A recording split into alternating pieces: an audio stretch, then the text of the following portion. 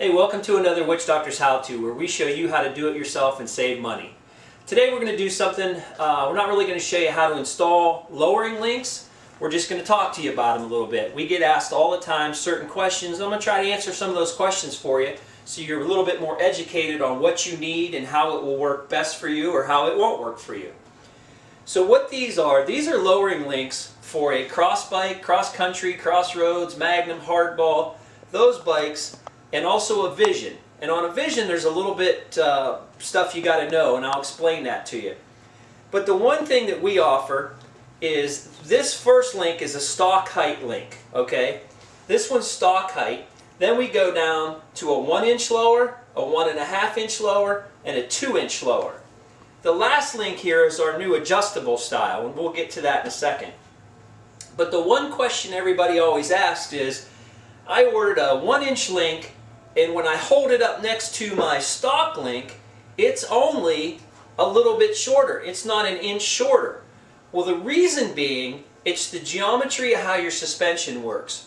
So, to make it real simple, it's a half. So if you order a 1-inch lower link, it's only a 1/2 inch shorter, okay? If you order a 2-inch lower link, it's only 1 inch shorter. So you can see the difference. From stock factory to a 2-inch lower isn't 2 inches, it's only an inch. So keep that in mind. When you get a lowering link from us, it doesn't work out, you know, where it's 2 inches lower. So you didn't get the wrong part.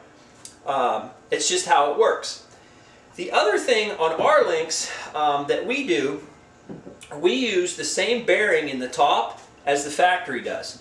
So I know there's some other links out there that have some problems with bearings and the tops breaking off and stuff. Ours don't do that. It's the same thing as what a factory is. It's a sealed bearing up in here. So all the links come with that. So you don't have to worry about having any problems down the road. The one thing I'll tell you, and it's just a tip we've learned over the years, when bearings go bad, you guys you'll ask about, hey, I got a squeak in my bike that wasn't there. I push up and down on the seat and I get a squeak. It's really probably coming from 2 points. One is this bearing, and 2 is up in the top, and you can see that on our other video that we have where we install parts, or where we install these links. There's a pivot pin up there. That pin gets dry and it starts to squeak. So that's really the 2 places that go bad. The one thing we tell you is when you take this link, take some wheel bearing grease when you install this and smear wheel bearing grease in here. And when I say smear, I mean put a lot in there, pack it in there. When you take this apart, you'll see you have little spacers that go up here. When you put those spacers back in, that grease should squish out around the spacers. So you want to have a lot in there. Now that's not to really lubricate the bearing. More, it's so that you keep the dirt and water and grit and all that out of the bearing. So it actually kind of builds like a watertight seal type thing in there. Okay? So take that wheel bearing grease, squish it in there real good. Now, don't use anti-seize, don't use any of that stuff. If you have white grease, you don't want to use white grease, lithium grease. You don't want to use that. That stuff usually dissolves in water. Use wheel bearing grease. You can get it in a little tub at AutoZone or Lowe's or anything like that. It's cheap. You just want to take a couple smear on your finger, pack it in there, pack it on both sides. That's important. Do both sides.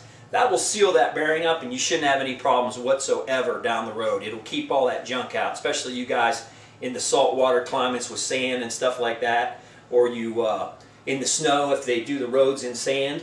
That sand will kick up and get up in there. That will help seal that out. So that's really the lowering link side of things. When I talk about a Vision, the Vision can go up to 1.5 inches lower without a problem. You want to make sure you have good air pressure in your shock. But if you go any lower than 1.5 inches on a Vision, the belt will hit the bags and you will bottom out. You have to get our bag. Nest makes a kit and we sell it. It's a notch kit. You notch out your saddlebag and you glue this part in there to kind of raise up the bag so the belt goes through and doesn't hit. Okay, that's very important. So Vision guys, you can go 1 inch. You can go 1.5 inches as long as you keep pretty good air pressure in the shock. If you try to drop it too much, you'll hit.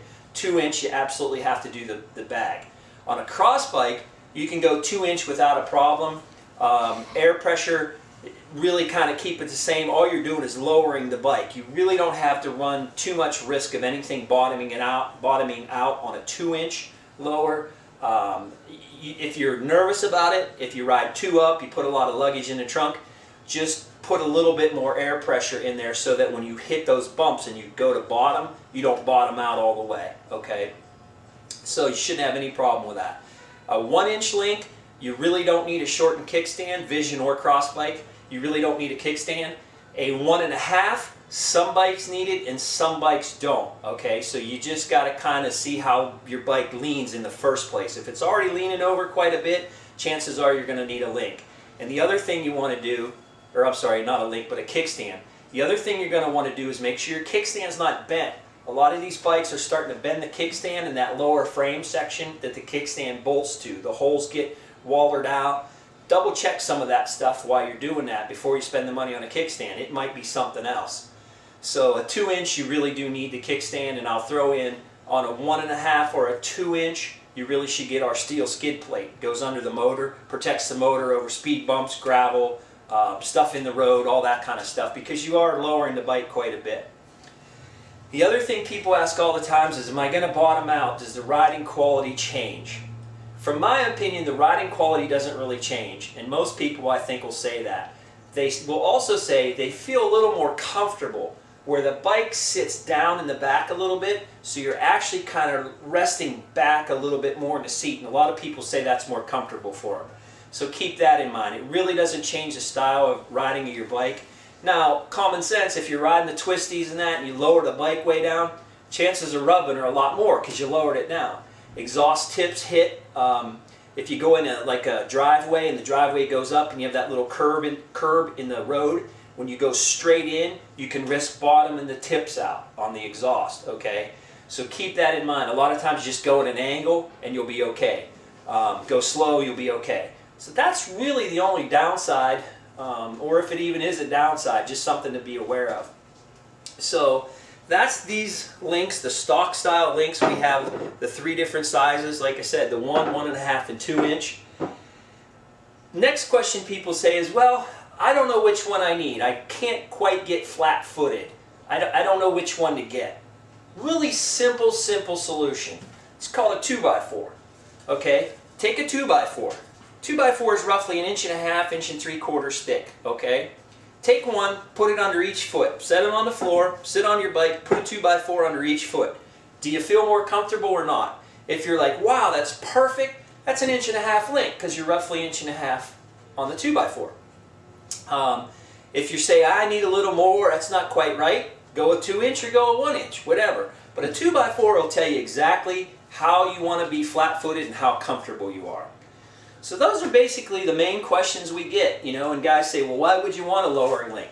One is to be more secure when you're riding a bike so you can be flat-footed, and 2 is guys just want to look cool. The lower stance on the bike looks a lot cooler to a lot of people. So that's the other reason. So the last link I want to talk to you about is our adjustable link. Okay, this is something we just came out with. It's heavy duty. You'll have no problem whatsoever with this link. It's threaded left and right. So when you put it in the bike, you can adjust it, leave the jam nuts loose and just turn this. Okay, this will be mounted. So you just turn this and it's like a tie rod end. It'll go longer or shorter, whichever way you want to go. This link starts out 1 inch lower to begin with. So you already start at 1 inch and it has 2 inches of adjustment. So you can actually go down to 3 inches on this link if you want. We don't really recommend that because that's getting really close to, you know, bottoming stuff out. But you custom guys that are trying to get your bike as low as you can, and you know that, you know, you have to be more careful riding it and all that, but you want that ultra low look, this is how you would do it with this link because it'll go down 3 inches. It has the same bottom as all our other links. This stuff's all laser cut and powder coated for durability. Left and right threads, like I said. The top bearing is the same bearing we use in all the other links. Do the same thing with the grease. When you get this link from us, you will get like a little ketchup pack of anti-seize. What you want to do is unscrew this, okay? Once you get it unscrewed, squirt a little anti-seize on those threads and then put it back together. That way, down the road, when that grit or any of that gets up in there and you want to adjust it because you just don't like it, you want to go a little higher, whatever, you can do it real easy. Okay, make sure you lock these jam nuts down when you do it, because if you don't, that can have a tendency to kind of spin in there, and it could work itself.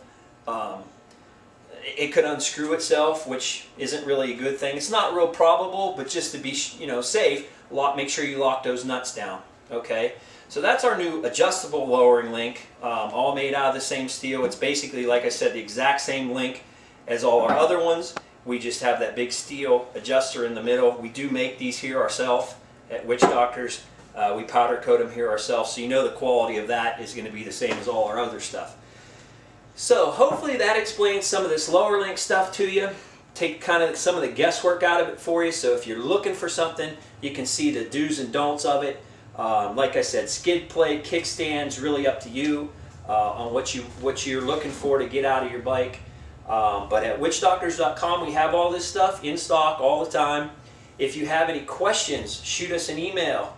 My email is the letter J, witchdoctor@aol.com. You can give us a call, 330-856-6924. And also look in our package deals, because if you're looking for a kickstand, if you're looking for a lower link, we have package deals where you'll save some money, and you can now do it yourself and save yourself even more money. Thanks for watching.